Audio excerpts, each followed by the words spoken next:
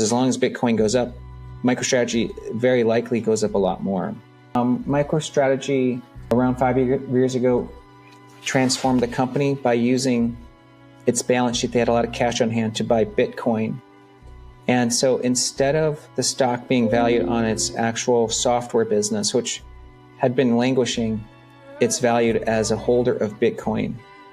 But as Bitcoin has risen and MicroStrategy's stock has gone up, it's created an opportunity for them to issue convertible bonds and debt to acquire more Bitcoin.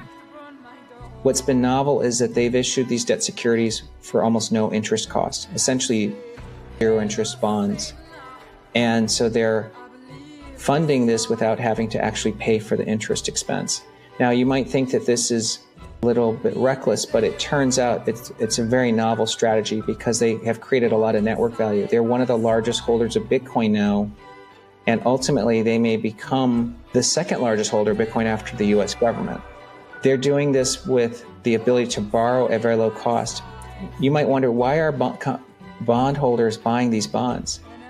They're offering for the first time the ability for someone to put $1 billion of work in the bond world to own a bond that has exposure to Bitcoin. These have been incredibly high-performing bonds. They've been the best performing bonds, so they've helped bond managers outperform by buying typical corporate bonds, but then with this upside in crypto. And so I think that this works unless Bitcoin itself doesn't have a promising future. I think Michael Saylor has not only done something brilliant, but over time, when they do accumulate enough Bitcoin, they're actually going to be able to do quite a lot of novel things with it, whether it's lending Bitcoin or helping some financial system secure Bitcoin as sort of the anchor of that network. MicroStrategy is going to be one of the few companies that has a large holding of Bitcoin that you can actually tap. So it's a very, I kind of applaud the strategy. So I think that there is a lot of upside.